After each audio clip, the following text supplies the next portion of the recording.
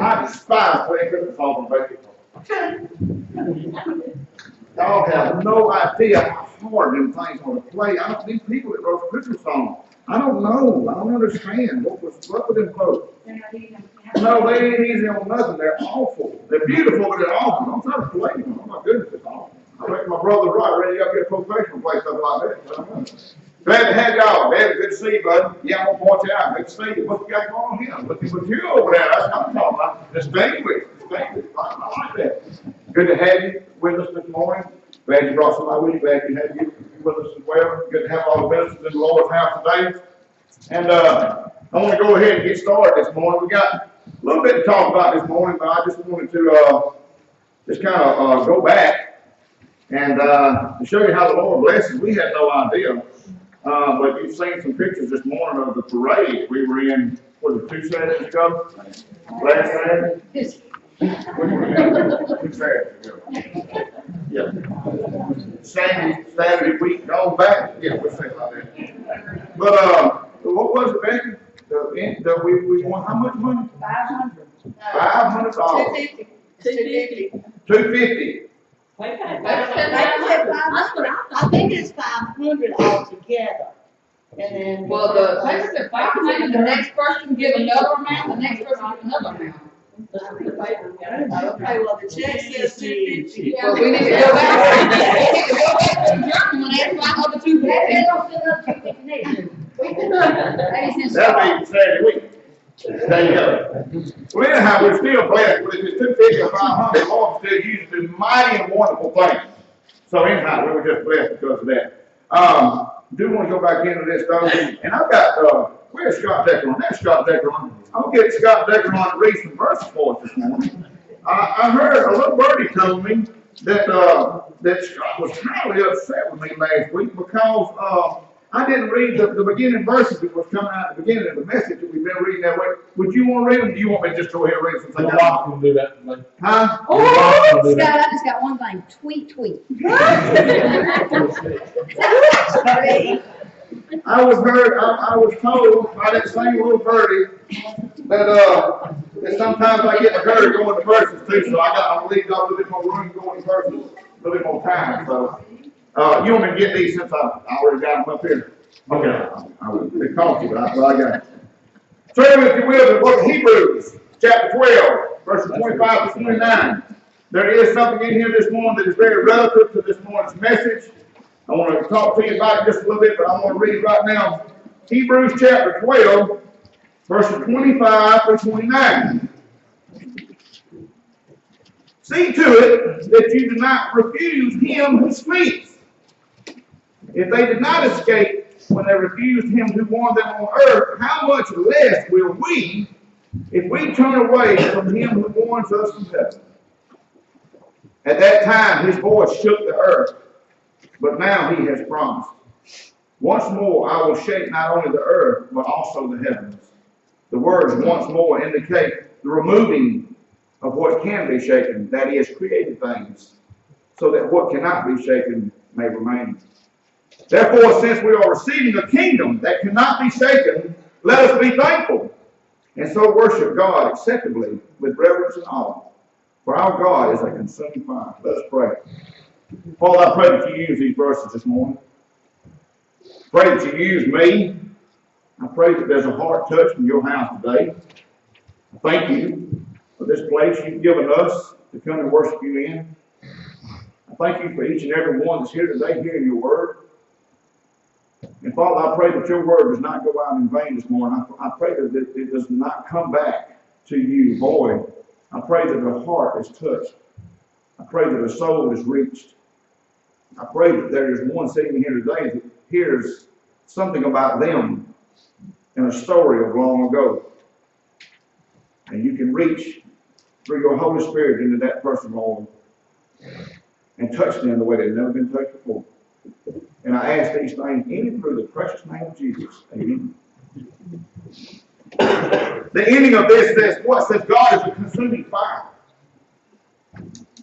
It's a consuming fire. It talks about in here that it says, once more, I will shake not only the earth, but also the heavens.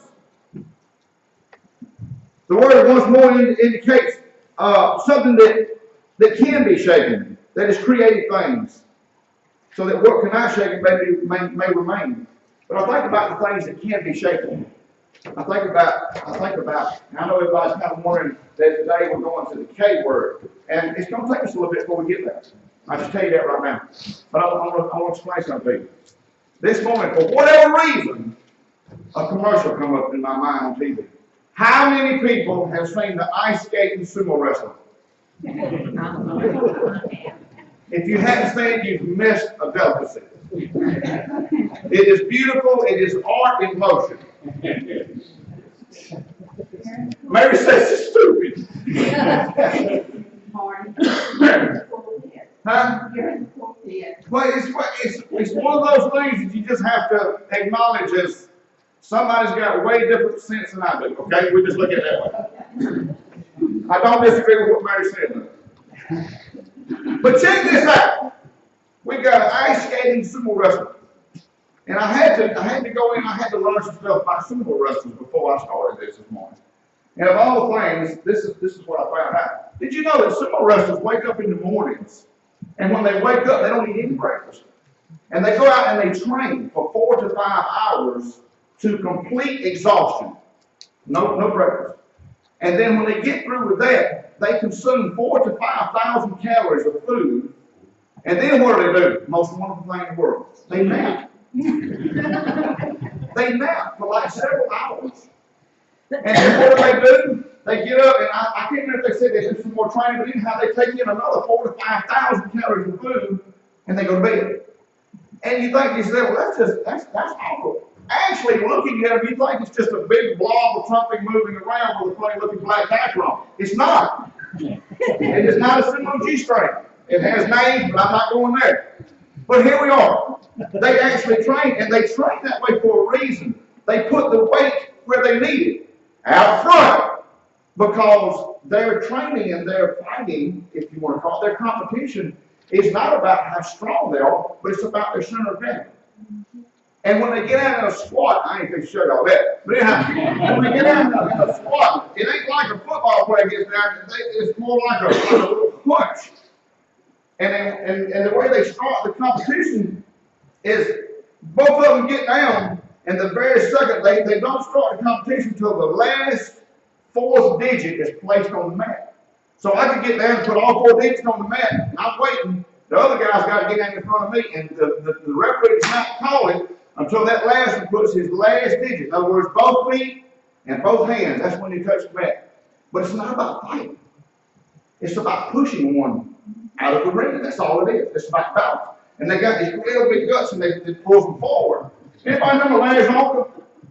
Larry Zonka. Come on, Billy remembers. Come on, Stephen, where you at? Too young, ain't you? He was before my time. You're too young, ain't you? Jerry remembers from the 80s team. I know Lexi knows it. But you know who I'm talking about?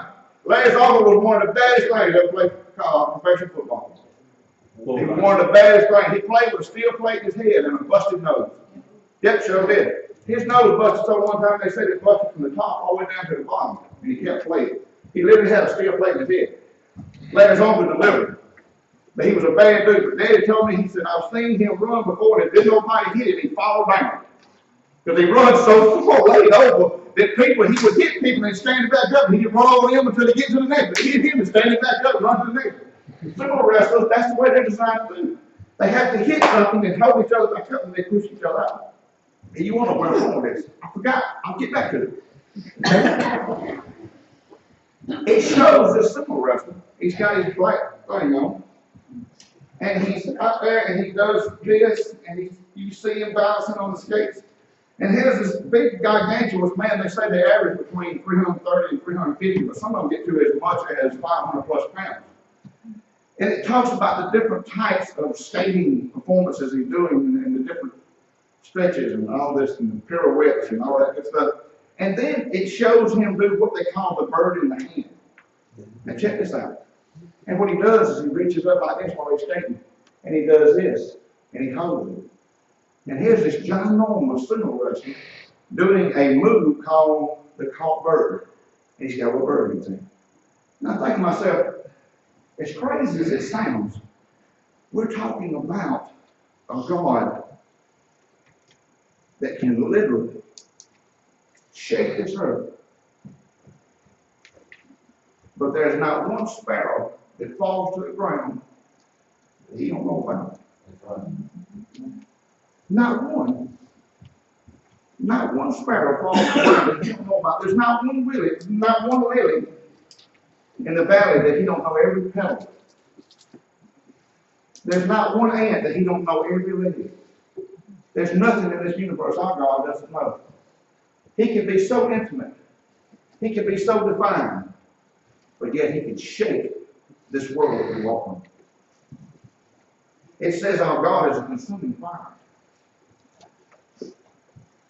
And that's where I'm going this morning. Like I said, we're getting to the word in just a minute, but I had to introduce this in a way this morning where you could really put it put God in this subject in a way to where he can be so big, yet so little at the same time. Perspective's not a bad word. It's a good word. I want you to turn, if you will, to the book of Genesis. Turn, if you will, to the book of Genesis. I want to talk to you something this morning. Talk to you about something. And you don't wonder how in the world this comes together. Well, I didn't have anything to do with this. This is something the Lord gave me. I got up this morning, I was fighting the message. And I didn't know really where I was going with it. I had my letter, I had my word, and I'd already talked with Becky about it during the week. I said, Becky, what's some words? I mean, help me get some words figured out. And I was sitting there this morning, I looked up a bunch of verses and stuff, and everything was just kind of sort of coming together. It wasn't really coming together. And then all of a sudden, I got interested in this verse. And this verse is part of a story.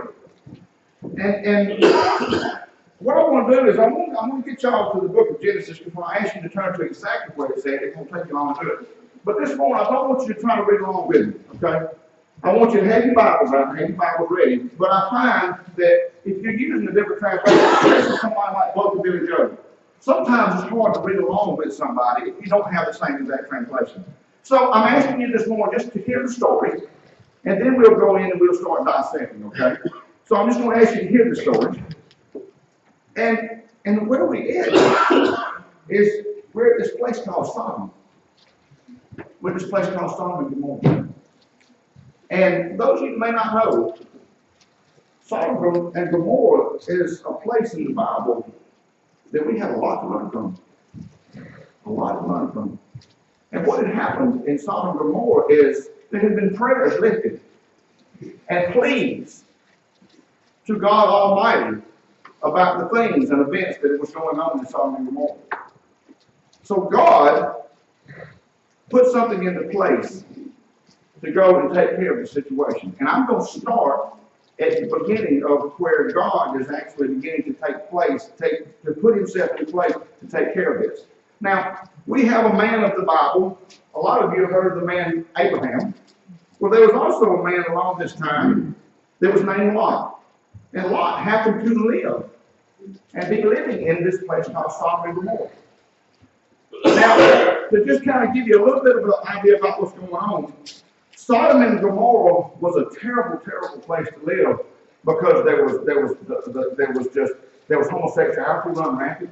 I'm sure there were probably diseases running rampant because of all the sexually transmitted diseases even back then. There was just complete chaos. There was just immorality run rampant. It was everywhere. It was an awful place to live. So God has done something. He's put something in place. Let me read this to you, and then I'm going to come back and I'll ask you to open your Bible there, and then we'll talk about this. But please just hear the story and hear what our God can do. The two angels arrived at Sodom in the evening, and Lot was sitting in the gateway of the city. When he saw them, he got up to meet them and bowed down with his face to the ground. "My lords," he said, "please turn aside to your servant's house. You can wash your feet and spend the night, and then go on your way early in the morning." "No," they answered, "we will spend the night in the square." But he insisted so strongly that they did go with him and entered in his house. He prepared a meal for them, baking bread without yeast, and they ate. Before they had gone to bed, all the men from every part of the city of Sodom, both young and old, surrounded the house. They called to Lot, "Where are the men who came to you tonight? Bring them out to us so that we can have sex with them." Lot went outside to meet them and shut the door behind him and said, "No, my friends, don't do this wicked thing. Look, I have 2 daughters who never slept with a man. Let me bring them out to you, and you can do to them what you will. But don't do anything to these men, for they have come under the protection of my roof." "Get out of our way," they replied. "This fellow came here as a foreigner, and now he wants to play the judge. We'll treat you worse than them." They kept bringing pressure on Lot and moved forward to break down the door. But then the men inside reached out and pulled Lot back into the house and shut the door. Then they struck the men who were at the door of the house, young and old, with blindness, so that they could not find the door. The 2 men said to Lot, "Do you have anyone else here? Sons-in-laws, sons or daughters, or anyone else in the city who belongs to you? Get them out of here, because we are going to destroy this place. The outcry to the Lord against his people is so great that he has sent us to destroy it." So Lot went out and spoke to his sons-in-law, who were pledged to marry his daughters. He said, "Hurry and get out of this place, because the Lord is about to destroy this city." But his sons-in-law thought he was joking. With the coming of dawn, the angels urged Lot, saying, "Hurry, take your wife and your 2 daughters who are here, or you will be swept away when the city is punished." When he hesitated, the men grasped his hand and the hands of his wife and of his 2 daughters and led them safely out of the city, for the Lord was merciful to them. As soon as they had brought them out, one of them said, "Flee for your lives. Don't look back. And don't stop anywhere in the plain. Flee to the mountains, or you will be swept away." But Lot said to them, "No, my lords, please. Your servant has found favor in your eyes, and you have shown great kindness to me, sparing my life. But I can't flee to the mountains. This disaster will overtake me, and I'll die. Look, here is a small town near enough to run to, and it is small. Let me flee to it. It is very small, isn't it? Then my life will be spared." He said to him, "Very well, I will grant this request too. I will not overthrow the town you speak of, but flee there quickly, because I cannot do anything until you reach it." By the time Lot reached Zoar, the sun had risen over the land. Then the Lord rained down burning sulfur on Sodom and Gomorrah from the Lord out of the heavens. Thus he overthrew those cities and the entire plain, destroying all those living in the cities, and also the vegetation in the land. But Lot's wife looked back, and she became a pillar of salt. If you've never heard this story before, if you've never been presented the story of Sodom and Gomorrah before, you will find that the Bible can be very beautiful to listen to and very, very beautiful to read, but it can also be very, very real. Let me tell y'all something, folks. When it says God is an all-consuming fire, it means God is an all-consuming fire. And when he makes his mind up to take care of something, he will take care of it, regardless of what we want to do about it tonight. So I want to share some things with you this morning. We're going to get to our word in just a minute. But if we will just look, and if we will just understand in our lives today, I want to put each and every one of us in this story. And I want each and every one of us to understand that we have a place in this story. No, not back then. But we have a place in this story now. We have a place in this story now. I would like to think that most of us in here are going to end up being Lot in the story, who is spared. But are all of us going to be Lot? Let us see. First of all, if we turn to the chapter 18 in the book of Pinion. Chapter 18 in the book of Genesis. I want to read to you verses 20 and 21. 20 and 21. It says, then the Lord said, the outcry against Sodom and Gomorrah is so great and their sin is so grievous that I will go down and see if what they have done is as bad as the outcry that has reached me. If not, I will know. Let me explain something to you folks. We talked about a lot of this morning in Sunday school. But in this story, with Sodom and Gomorrah being in this just mess that it's in, and you have all the sexual immorality going on, and you have all the wickedness going on, and you have all the other religions and the other practices of worship, and you have all the idols, and you have all things going on. Let me explain something to you. In the worst of situations, in the worst of circumstances, in the worst of what you can think can possibly be happening, the stage is always set, or a set of circumstances in place for God to work in somebody's life. Always. Never, ever forget that. Never, ever forget that no matter how bad you think things are, it is always a stage set for God to work in someone's life. Never forget that. I don't care how bad you hurt. I don't care how mad you are at your family. I don't care how your job is. I don't care if you don't have a job. I don't care what's going on in your life right now. God can always work in it if you will let Him. You know, families today ain't the same as what families was years ago. There's a breakup. We all know that in families today. We know that when we talk to people now, it's not uncommon to ask what someone's last name is.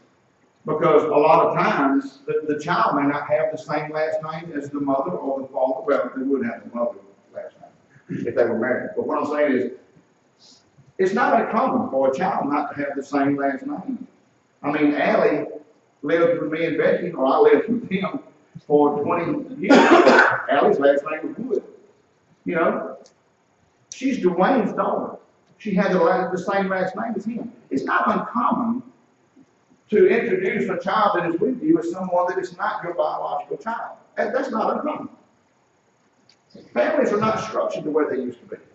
But that still don't mean God can't touch a family, ever how broken it may seem to be, and touch the people that is in it, ever how broken they seem to act. God can still work. So don't forget, the stage is set for God to work in someone's life, and it may be yours today. Are you going through a tough time? There's a lot going on. There's a lot in your life right now that you wish would go away. Well, it may be God trying to get your attention to work in you about something. Don't ever forget that. Now, next one I want to get to is I want to go to verses, I want to go to the book of Hebrews. I tell you what, don't even turn that. Don't even turn that for the sake of time. The book of Hebrews is going to say something, and I want to share this with you. Right quick. Second thing I want to talk to you about is if we see in the beginning of this story that when the angels come to town and Lot presented himself to them, what's the first thing he done? He bowed to them. He bowed to them. And in doing this, you got to understand, we know from this story that God had sent 2 angels to Sodom and Gomorrah. Well, you know what? Lot didn't know that. Lot didn't know that they were angels. Lot saw 2 men. Now, it says in some of the things I looked up, it says he may have known them to be lords, not God, but lords, because of the way they were dressed. If they were dressed highly etiquette, in high etiquette clothing, dressed very nicely, very clean, he would know them to be somebody of royalty. And he would have addressed them as lords. And he says just that. He bows to them, and he announces them as lords. That's the way he calls out to them lords. God's Word tells us in the book of Hebrews about something that I want to share with you. In Hebrews chapter 13, verse 2, I want you to just jot this down without turning there right quick. It says in verse 1 and 2, keep on loving one another as brothers and sisters. Do not forget to show hospitality to strangers. For by doing, some people perhaps may have shown hospitality to angels without even knowing it. Check that out. I got to read that again. Do not forget to show hospitality to strangers. For by doing, some people have shown hospitality to angels without even knowing it. Do you realize that the way our God is, the way our God works, that, hey, how many people have ever stopped on the side of the road and actually helped somebody with a flat tire? Somebody, raise your hand. Got a few? Do you realize that those people may not even exist? You think yourself, that preacher's crazy. Let me get up and leave him. Or better yet, or worse than that, he thinks I'm crazy. He thinks I didn't see somebody. Do you realize that the way our God works, it might not have been about the person that needed a tire change? It might have been just what we was going to do in our heart when we saw that person. Have you ever thought about that? Do you think our God is not powerful enough to put something in our life just to see how we will react to it? Let me tell you something, he does it all the time. My wife fusses at me because I stop and talk and help people and things like that. And looking back, you know what? Why did I do it? I didn't do it because God said, hey, there's an angel right now, I want you to go check out and fix that tire. That's not the reason. It says we're to love others as we love ourselves. And you know what? It don't specify who others are. That's the problem we have. That's the problem we have. Y'all check this out. Stephen done a little thing where he looked up what some tweets were to the CEO of Lifeway Christian Bookstore. Now, Becky and I tend to call it the Baptist Bookstore, but Stephen just can't stand when you call it that. He don't like that. He don't like that at all. But you'd be amazed the way some people think they're Baptists. You'd be amazed. You know what? A lot of people don't tell us about us. You know why? Because one of the worst things about being a Baptist is we think the only people in the world that matters is other Baptists. Well, I'm here to tell you right now, everybody in this world matters. That's right. And everybody in this world has a soul. And that soul is going to live forever. And I guarantee you this right now, if God wants us to help somebody, we don't need to ask the question if they're Baptist or not. We need to help them. We need to help them. It's got nothing to do with culture, it's got nothing to do with color. It's got nothing to do with man or woman, boy or girl, old or young. We need to help them. You never know when you entertain angels. So, but when they saw them coming, he said, my lords, he said, please turn aside to your servant's house. He was saying, y'all come in here. Y'all don't realize where y'all are at. This is a bad place. Y'all walk there through here all dressed up. They've been knocked y'all in the head and do things to you don't want to do. And they said, no, we're just going to sleep on the square. The Lord said, no, I insist. You've got to come in my house. You got to come in here. It's terrible out there. You can't stay out there. Now, what you got to understand is there's going to be some verses coming up that might not sound too good for anybody to listen to. But check out what's going on. It says, you can wash your feet, spend the night, and go in the morning. No, they asked him to spend the night in the square, but he insisted strongly. And then it said, before they had gone to bed, all the men from every part of the city, both young and old, surrounded the house. Third thing I want you to pick up on this morning, it says, is be prepared spiritually to stand against the attacks that results from obedience to God. Be prepared spiritually. Be prepared spiritually. Not physically, not mentally. Be prepared spiritually to stand against the attacks when we are obedient to God. If Satan sees us being obedient, look out. Here it comes.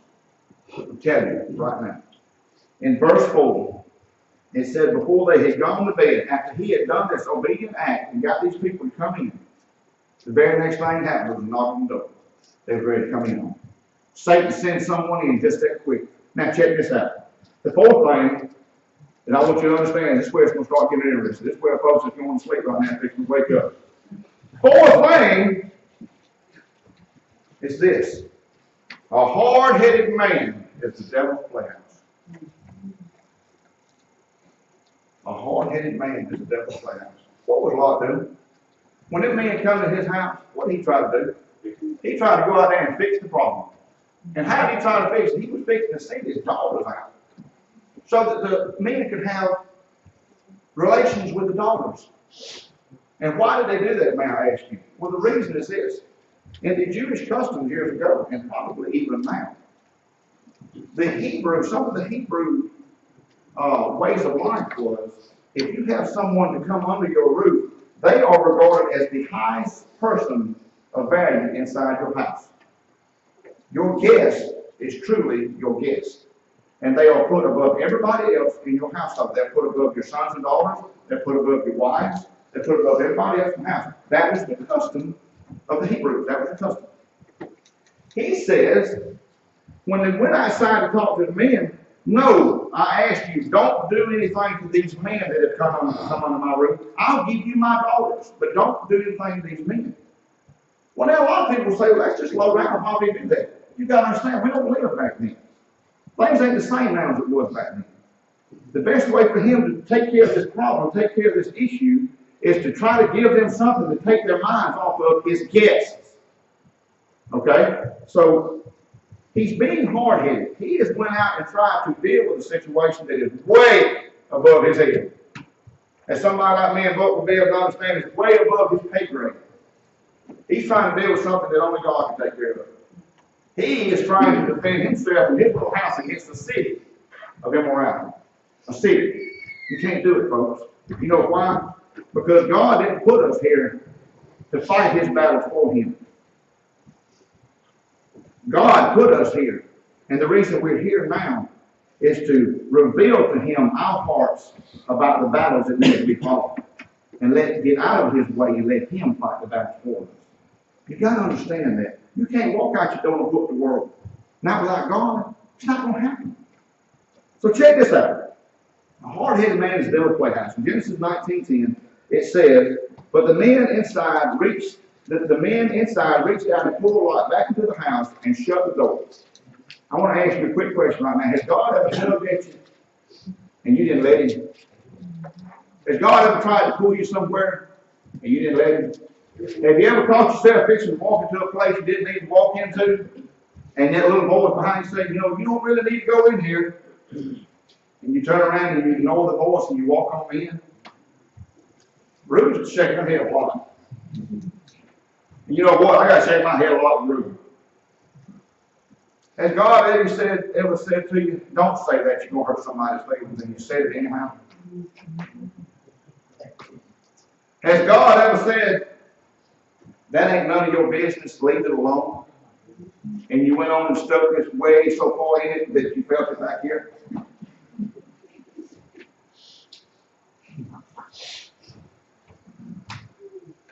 Has God ever said, don't attack this by yourself, but come to me and let me fight your battle for you?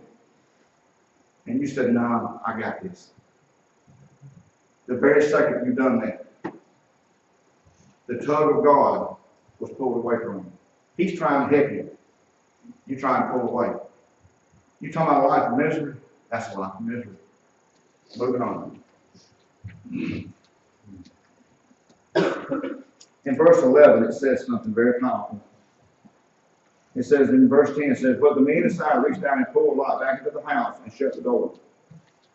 And it says this, it says, then they struck the men who were at the door of the house, young and old with blindness, so that they could not find the door.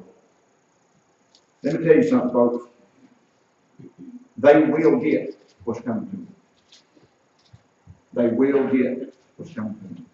And right now, I guarantee you, everybody in here can think of one person in their life that sometimes you would wish ill fate on because of the way they've done you, because of the way they've done somebody you love, because of the way they've acted towards somebody, the way they treated somebody, the way they hadn't done when they were supposed to, the way they've done when they wasn't supposed to. But let me tell you something. Jesus is going to be, for us, Savior or Judge. They will get what's coming to them. But listen to something else about this story right here that comes from yesterday. Becky and I were coming back from Atlanta last night. And we were moving on a pretty good clip. I ain't going to say I was sinning outright, but I was definitely not abiding. I was driving maybe almost as fast as Marshall does. You're right. A little bit faster than Mary, but not quite as fast as Marshall. Somewhere around the Melissa range. What's the super speed of range? 85? That's super speed. And that Martian knows it. 85. See there, not lying. Let's just say that my wife's Jeep's got bigger tires on it that come from the factory, and anytime you change the tire size on the vehicle, the speedometer tells you one thing, but it's lying to you, unless you go in and do the little chip thing and change it. Ain't it right, Ron? You gotta go in and actually program to say, hey, this thing got bigger tires on it, we come in. Well, if you don't do that, and it stays you running 85, and you got tires on it like this, you're running a good bit faster than 85. So see, as far as paint was concerned, I was running like Mary run. But as far as reality was concerned, I was running more like Marshall. Oh no, baby. But me and Becky sitting there, both of us are tired, both of us are just wore out. We've had a long weekend, the whole 9 hours. And all of a sudden, I look in my rearview mirror, and there's 2 sets of headlights right behind me. I mean, just right up there behind me. There's 2 of them. And they were on both sides. I started to get over to get out of this is Wayne. There was somebody right here. They just flew up behind me, literally. I mean, they had to be running 100+ miles an hour. And what it was, we figured this out. What it was people from the ball game, from Thompson. And there was a group of 4 4-wheel drive trucks. And I hate to tell these people, but them big 4-wheel drive trucks that us ride around in sometimes, they ain't made to go real fast in. They're not low to the ground and low profile. They're not made for that. They get the faster you get, the taller they get, and the more like this they get. They literally flew up behind us. Well, before it was all over, I got out of one of the way.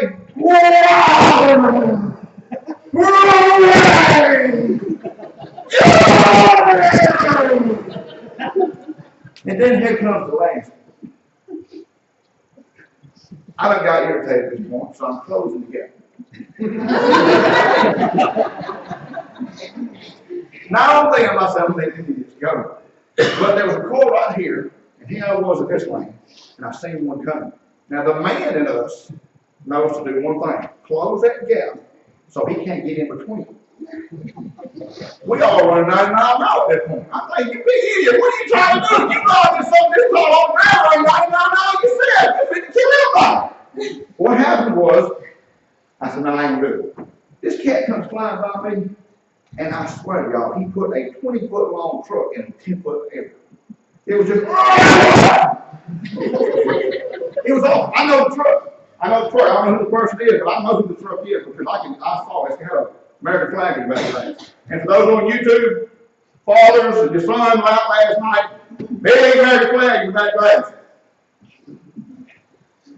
On down the road, we come up on a truck on the side of the road. One of the first ones that come by us was sitting on the side of the road. And when we come by, I smelt something.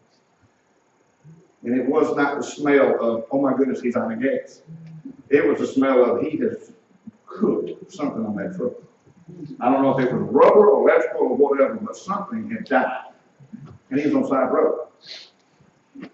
They'll get what's coming to them. They'll get what's coming to them. So are we to laugh at this person on the side of the road? Well, you know what? For the most part, yeah, we all don't do it. But is that what we're supposed to do? Check this out. In this same night, previous to this, y'all know I'm not a sports fan. My wife's going to say, oh, here he goes again, talking about he's not a football fan. I'm not a football fan, can't afford it. But I took Becky to the game because she loves it dearly. It was at the stadium, and that's like one of the last times she'll be at the Georgia Dome in the whole 9 yards. So I took her, and because of some previous things that had happened, because of some previous things that had been said, and the fact that I've worked with a bunch of people in Thompson and things like that, I really wanted Carterville to win that ball. I really did. And I'm not even a football fan, but I really wanted Carterville to win that football game. Kathy, I hate to call y'all, but I really wanted Carterville to win the football game. I sit there, the game begins, they kick off, Carterville gets the ball, Carterville goes down the field and they score. I'm like, hey, this is getting good. I'm sitting on Carterville's side, purple everywhere. I'm like, this is good. I'm going to be able to enjoy this. This is going to be a good ball game. And for those of you that don't know, it ended up being one of the biggest messes of a football game you've ever seen in your life. I think Thompson had like maybe 6 or 7 fumbles. I don't know how many interceptions there was, but it ended up being an annihilation. like 57-7. This is in the championship football game. It was awful. It was ugly to watch. It got so ugly that I actually started feeling sorry for the people on the Thompson side. I said, oh my goodness, they got 2 high rod ahead of them, and they getting that high winds happening to them like this. This is awful. This is awful. But the thing about it is, we should feel that same way. We should be very careful how we feel toward other people that we don't like. Or very careful how we feel toward people that we don't necessarily agree with. You know why? Everybody will come and meet their end one day. Everybody. The person you grew up with that you no longer talk to, that you know may need Jesus, will come to meet their end one day. The aunt or the uncle that is just absolutely impossible will come to meet their end one day. The parent that you can no longer seem to get along with will come to meet their end one day. The child that has broken the bonds of being at home in a way that where you feel like the healing will never take place will come to meet their end one day. Everybody in here knows somebody. Everybody knows somebody that don't know Jesus. Everybody knows somebody that don't know Jesus. And every one of us will come to meet our end one day. They will get what's coming to them. They will get what's coming to them. Do we really want to sit there and watch the ones we love on the side of the road?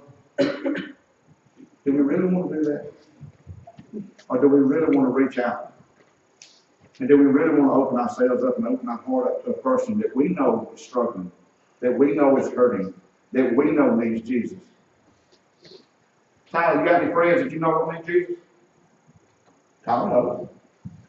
I'm not calling Tyler. I'm just using Tyler. I mean, to me, personally, if me and Tyler was in school together, and I was Tyler's age,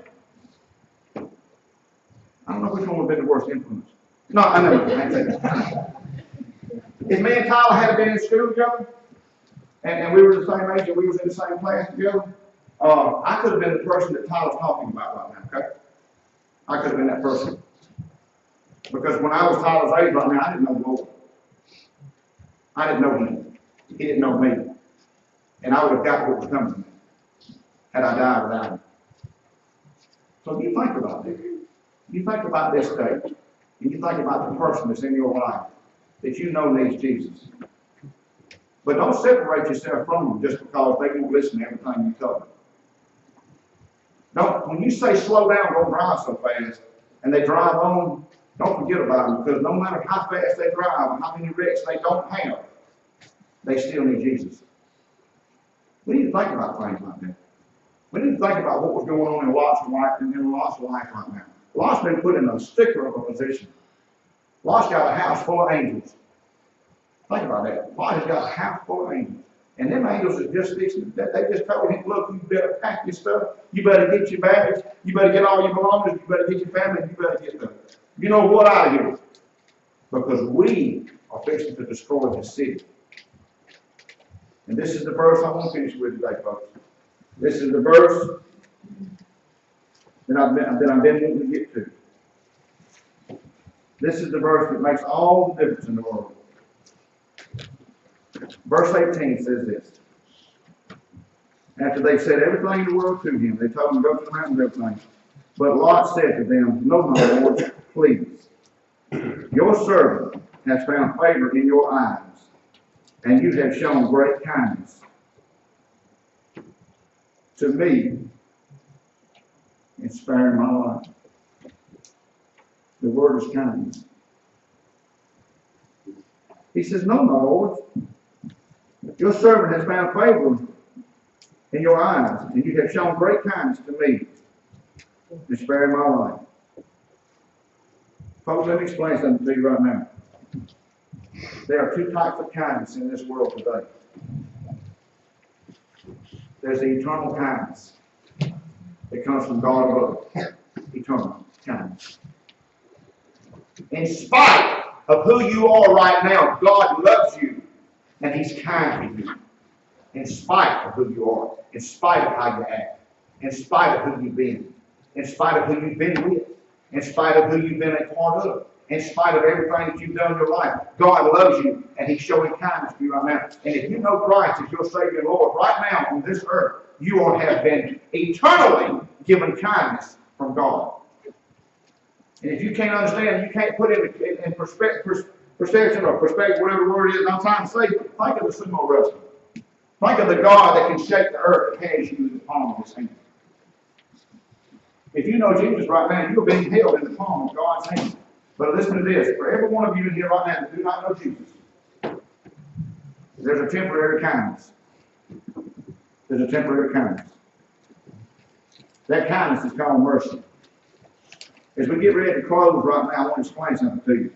We started this about 6 or 7 weeks ago. You know how long it's been? I missed a Sunday.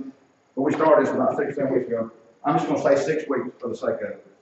The first word was time. The first word was time. Every one of you that do not know Jesus has been given 6 more weeks of life without Jesus, living in God's mercy, and you don't even realize it. You've been given 6 weeks. God has given you 6 weeks. 6 weeks that God has given you to live without Him.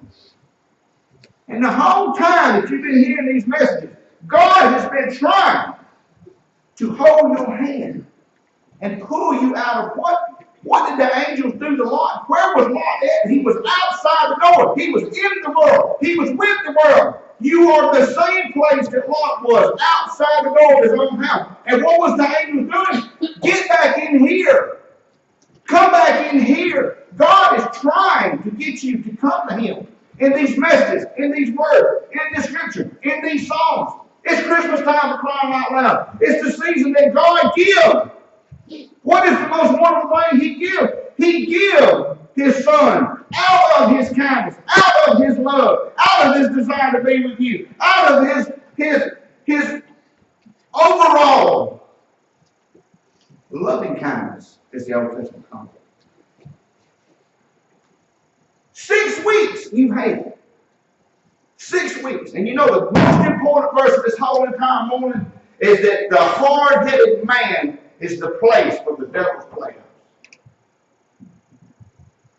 Because as you sit here right now being hard-headed and thinking in your heart that all this is just a bunch of gobbledygook, it's just a place you can come and have fellowship, it's just something that, just like his sons-in-law says, is a joke. Well, let me explain something to you. There will be a day when you know that what I'm saying up here is not a joke. And it will be too late. And you've been granted, given 6 weeks. Do you know how many people have died without Jesus in 6 weeks?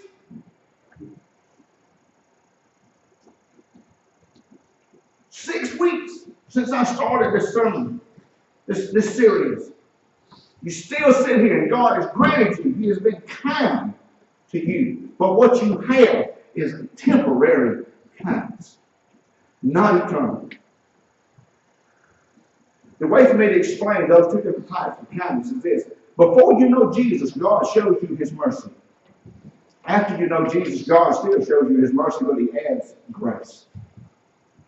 You're not living with God's grace right now. You're living with God's mercy. People say, well, how can a merciful God let all these things happen in this world? Let me explain something to you right now. You don't want to see God remove His mercy from this world. That's when things go bad. God removed His mercy from Sodom and Gomorrah. And the angels come and they rain fire and brimstone down. If you didn't know it, sulfur and brimstone are the same thing. If you didn't know that, that's true what happened. There ain't nothing good to the human body about sulfur. Yeah, we take it sometimes and pills, but it's bad stuff. It's bad stuff. God rained it, and He destroyed Sodom and Gomorrah. And you can take this whole story and put it in one place, right here. Some little area right side your chest right now. About big around this, well, it may be big around my fist. That's where this whole story needs to reside, right here. Now, my last question to you is, where are you at in this story? Are you the one living in immorality? Are you the one that ain't listening to God when He tries to pull you somewhere?